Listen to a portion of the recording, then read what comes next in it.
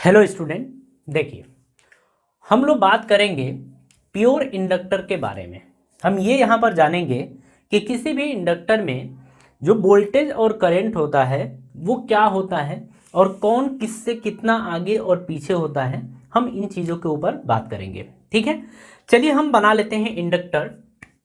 आप सभी को पता होगा ये इंडक्टर आप पिछले चैप्टर्स में पढ़ चुके हैं, ठीक है। इस इंडक्टर को हम किसी एसी सोर्स से जोड़ देते हैं, ठीक है। और एसी सोर्स ये, और आपको पता है कि इसको दिखाते हम एल से है। अब देखिए, अगर हम इसका वोल्टेज देखें तो V equals to V naught sine omega T, ये आपका होता है, ठीक है। अब यहाँ पर समझिए, जब यहाँ से करंट फ्लो होता है, जब यहाँ से करंट फ्लो होता है तो ये इंडक्टर इसका विरोध करता है। विरोध का मतलब कि अपोज करता है, ठीक है। अपोज तो करता है, लेकिन ये धीरे धीरे धीरे धीरे एक बैटरी के फॉर्म में ऐसे बोल सकते हैं कि कन्वर्ट होना शुरू हो जाता है। आप ऐसा बोल सकते हैं कि ये खुद एक ईएमएफ बनाना शुरू कर देता है, ठीक है। जो इसका अपोज करता है, जो आने वाले करंट का क्या करता है, अपोज करता है, या इस वोल्टेज का अपोज करता है। हम इसको ई से दिखाएंगे यहाँ पर, ठीक है। अब अगर देखा जाए तो चलिए पहले कुछ यहाँ पर बात कर लेते हैं। ये इंडक्टर भी इसका विरोध करता है, अपोज करता है, ठीक है। मतलब आप ऐसे बोल सकते हैं कि ये भी एक रेजिस्टेंस की तरह ही बिहेव करता है। तो हम कहेंगे कि जो ये रेजिस्टेंस की तरह बिहेव करता है, हम उसको यहाँ पर बोलते हैं इंडक्टिव रिएक्टेंस। हम यहाँ पर क्या बोलते हैं, इंडक्टिव रिएक्टेंस। और इसको हम दिखाते हैं एक्सएल से। अभी हम सॉल्व करेंगे, पहले इसको समझ लीजिए। इसको हम बोलते हैं इंडक्टिव रिएक्टेंस। इंडक्टिव रिएक्टेंस ये बोला जाता है। इसको बोलते हैं प्रेरणिक, हिंदी में इसको बोलते हैं प्रेरणिक प्रतिघात, ठीक है। प्रेरणिक प्रतिघात इसको ये बोला जाता है। अब यहाँ पर जरा कहानी समझिए। जो ये ईएमएफ की बात करते हैं, अगर कोई इंडक्टर यानी कि प्रेरकत्व तो जुड़ा हुआ है तो वहां पर जो ईएमएफ आता है, हम उस ईएमएफ की बात करते हैं। E is equals to minus L D I upon D T, ये आपका होता है, ठीक है। किसी टाइम पर बात कर लेते हैं कि जो ईएमएफ होता है ई, वो होता है minus L D I upon D T, इसके बराबर ये होता है। ये चीज़ आपको समझ में आ गई। देखिए एक चीज़ यहाँ पर हम लोग लगाएंगे, केवीएल लगाएंगे। अगर हम यहाँ पर यूज़ करें, यूज़ केवीएल। अब जब केवीएल हम लोग यूज़ करेंगे तो यहाँ पर क्या देखेंगे कि ये जो वोल्टेज है और ये वोल्टेज है, इन दोनों का सम जो होगा वो जीरो के बराबर होगा, क्योंकि ये एक क्लोज सर्किट है, बंद परिपथ है। और बंद परिपथ में जितने भी आपके पोटेंशियल डिफरेंस या जितने भी पोटेंशियल्स होते हैं, सभी का, जितने भी ईएमएफ बोल सकते हैं, जितने भी ईएमएफ होते हैं, सभी का सम क्या होता है, जीरो के बराबर होता है। आप यहाँ पर लिखेंगे V plus E is equals to zero, आप ये लिखेंगे, ठीक है। अगर V की बात करें तो आप देख रहे हैं V equals to V naught sine omega T, आप ये देख रहे हैं। प्लस में E की अगर बात करें तो आप देख रहे हैं कि minus L D I upon D T, आप ये देख रहे हैं, इज इक्वल्स टू जीरो। देखिए एक्चुअली क्या होता है ना कि हमें इसकी हेल्प से करंट कैलकुलेट करनी होती है, क्योंकि वोल्टेज तो हम कैलकुलेट कर चुके हैं, ठीक है। अब देखिए यहाँ पर इस वाले हिस्से को आप इधर भेज दीजिए। आप देखेंगे यहाँ पर V naught sine omega T आपका ये बनेगा, फिर minus plus minus minus L D I upon D T is equals to zero, आपका ये बनेगा। इसको उठा के इधर लेके आइए, आप देखेंगे V naught sine omega T is equals to L D I upon D T, आपका ये बनेगा, ठीक है। जरा एक काम करते हैं, यहाँ पर इसको इधर और इसको इधर लेते चलिए, कोई मतलब बस थोड़ा सा बढ़िया लगेगा इसके लिए। तो हम लिख सकते हैं इसको L D I upon D T is equals to V naught sine omega T, आप ये पुट करेंगे। जरा हम इस वाले हिस्से को हटाते हैं, ठीक है। अब इस वाले हिस्से का उतना काम नहीं है, बस आपको वोल्टेज एक्सएल की वैल्यू, मतलब एक्सएल आपको पता होना चाहिए कि एक्सएल होता क्या है, ठीक है। अब इसको देखिए करना क्या हमको है, हम लोग इसको, हमें क्या करंट कैलकुलेट करना था, करंट कैलकुलेट करना है। तो ये हमें, हमारे पास मतलब एक तरफ ये होना चाहिए, बाकी सबको उठा ले चलो इधर की तरफ। ये मल्टीप्लाई में इधर जाएगा तो डिवाइड में हो जाएगा, ठीक है। जरा देखिए, हम लोग डी आई, इस साइड डी आई लिखते हैं, D I is equals to, अगर एल इधर जाएगा तो आपको पता है कि ये वी नॉट बाई एल ये आ जाएगा, वी नॉट, और ये जाएगा नीचे एल साइन ओमेगा टी, आपका ये आ गया साइन ओमेगा टी, आपका ये आ गया, और ये आपका डी टी बचा है, तो डी टी को भी आप इधर ही ले लीजिए, ठीक है। अब आप कहेंगे integrate both side, integrate both side यानी दोनों तरफ आप क्या करेंगे, समाकलन करेंगे। जब करेंगे तो आप लिखेंगे D I is equals to integration of V not upon L sine omega T D T, आप ये लिखने वाले हैं, ठीक है। वी नॉट अपॉन एल ये कांस्टेंट है, इसको बाहर लेके आ जाइए। अच्छा, डी आई का इंटीग्रेशन आपको पता है आई होता है, डी आई का इंटीग्रेशन आई ये होता है, वी नॉट अपॉन एल बाहर आ जाएगा, तो वी नॉट अपॉन एल इसको बाहर ले लेंगे, अंदर आपका बचेगा sign omega T D T, ठीक है। अब एक चीज आप ध्यान रखिएगा, साइन ओमेगा टी का जो इंटीग्रेशन होता है, साइन ओमेगा टी का जो इंटीग्रेशन होता है वो होता है, जैसे ये लिख दें sign omega T D T, इसका इंटीग्रेशन अगर किया जाए तो माइनस कॉस ओमेगा टी बटे में ओमेगा आता है। इंटीग्रेशन वाले केस में जो टी के आगे वाला हिस्सा होता है ना वो नीचे चला आता है, कहाँ चलाता है, नीचे, ये बात आपको ध्यान होनी चाहिए, ठीक है। इसका मतलब हम लोग आई इज इक्वल्स टू लिख सकते हैं वी नॉट अपॉन एल, अगर इसको देखा जाए तो आप लिख सकते हैं minus cos omega T by omega, आप ये लिखेंगे, ठीक है। अब देखिए ओमेगा बाहर आ जाएगा, ओमेगा बाहर लेके आइए इसको, I is equals to V not upon omega L, आप ये लिख सकते हैं। आप ये देख रहे हैं माइनस कॉस ओमेगा टी जैसे है वैसे इसको रहने दीजिए, ठीक है। अब जरा एक काम कर लेते हैं, इसको भी साइन के फॉर्म में कन्वर्ट करना पड़ेगा, क्यों, क्योंकि हमको पता है कि वोल्टेज जो होता है V equals to V naught sine omega T होता है, और अगर दोनों को एक दूसरे के साथ कंपेयर करना है तो ये भी किस में होना चाहिए, साइन में होना चाहिए, ठीक है। अब जरा आगे देखिए, अगर हम लोग कॉस ओमेगा टी लेके आना चाहते हैं तो हमको ये पता होना चाहिए कि जो sign pi by two minus omega T होता है ना, ये आपका होता है कॉस ओमेगा टी, यानी फर्स्ट क्वाड्रेंट में हम रहेंगे। और फर्स्ट क्वाड्रेंट में क्या होता है, अगर हम कॉस की बात करें तो कॉस कैसा होता है, पॉजिटिव नेगेटिव कुछ भी, पॉजिटिव होता है, एक्चुअली पॉजिटिव होता है। माइनस वाले को हम बाहर ही रखें, इसके साथ अभी हमने कुछ नहीं किया है, ठीक है।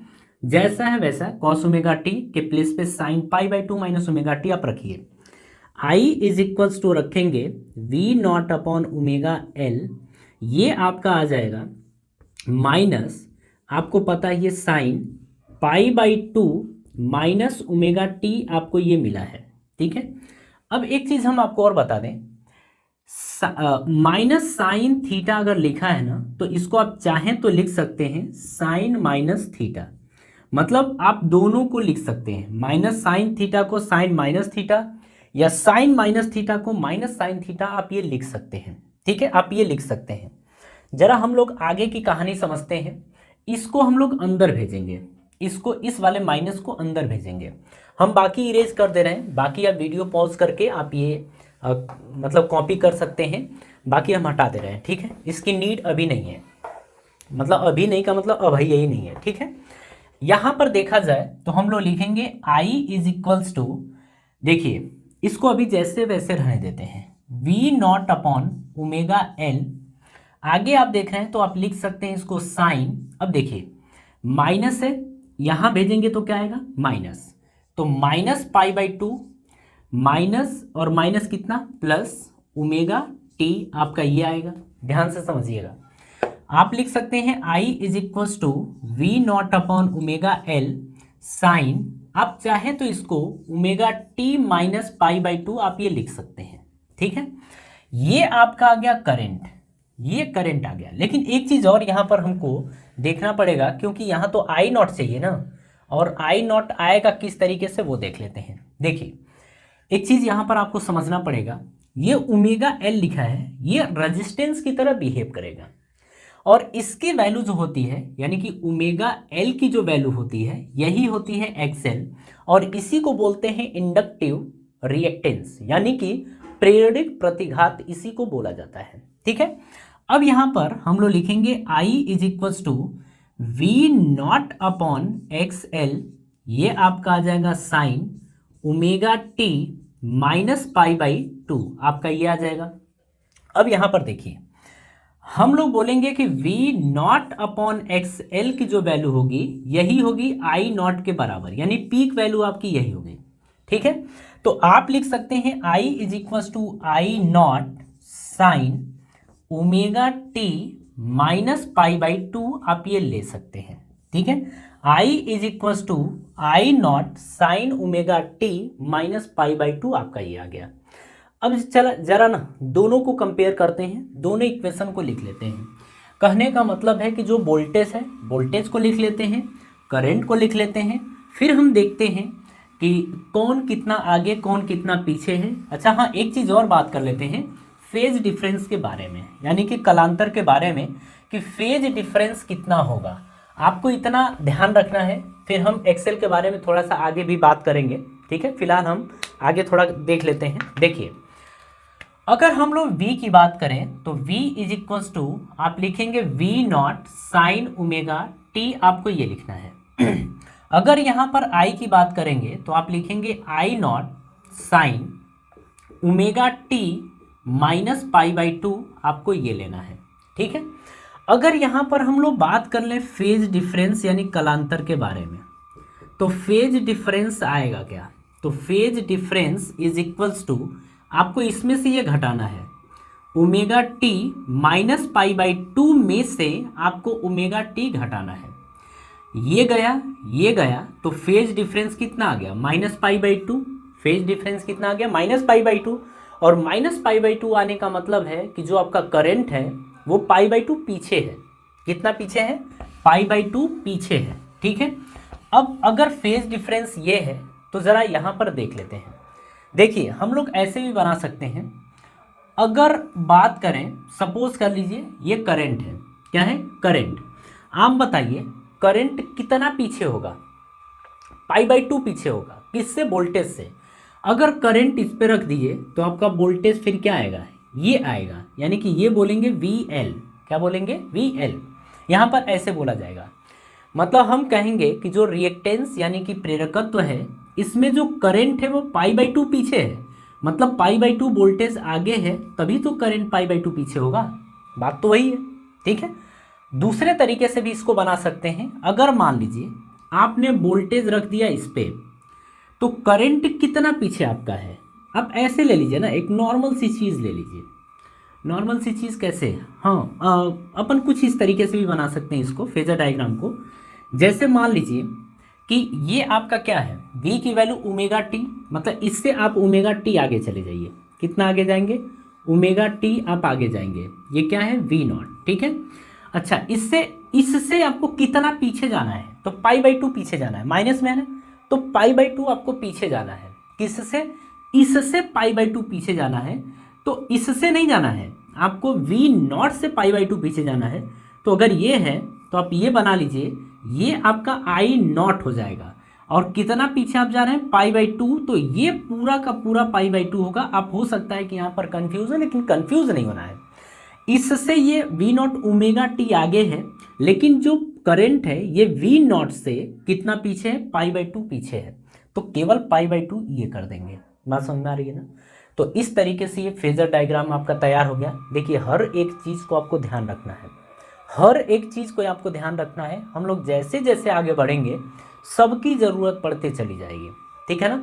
एक काम करते हैं, इसको इरेज करते हैं और ज़रा हम एक्सेल के बारे में आपको बता देते हैं, इंडक्टिव रिएक्टेंस के बारे में हम आपको समझा देते हैं।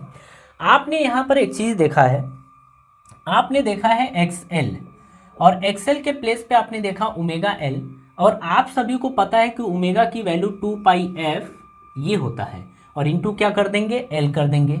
ये आपको ध्यान रखना पड़ेगा क्योंकि हमसे इसके बारे में बहुत कुछ पूछेगा, ठीक है, ये आपको पता है। अच्छा, जो यहाँ पर रिएक्टेंस है, सॉरी इंडक्टर है, इंडक्टर का जो इंडक्टेंस होता है, इंडक्टेंस यानी कि प्रेरकत्व, प्रेरकत्व इसको हम दिखाते हैं एल से। और इसकी यूनिट जो होती है वो हेनरी होती है। यूनिट क्या होती है? हेनरी। ऐसे लिख लीजिए, हेनरी। इसको हम दिखाते हैं एच से, ठीक है। तो ये ध्यान आप रखिएगा। आपको कैपेसिटर की यूनिट भी पता है, ठीक है, फैरड या माइक्रोफैरड जो भी होता है वो हो जाएगा। तो ये सारी बातें हैं, ये सारी चीज़ें आपको ध्यान रखनी है। लास्ट टाइम हम आपको एक चीज़ और बता दें फिर से, यहाँ पर आपको ये ध्यान रखना है कि जो वोल्टेज होता है वो करंट से π/2 पीछे, π/2 आगे, या करंट जो होता है वो वोल्टेज से π/2 पीछे होता है, ये आपको ध्यान होना चाहिए, ठीक है। देखिए, हम आपको पूरे अच्छी तरह समझाने की कोशिश किए हैं और उम्मीद है कि आपको चीज़ें समझ में आई होंगी, ठीक है। तो इसके आगे की कहानी हम इसके नेक्स्ट वीडियो में देखेंगे और आप सभी लोगों को धन्यवाद।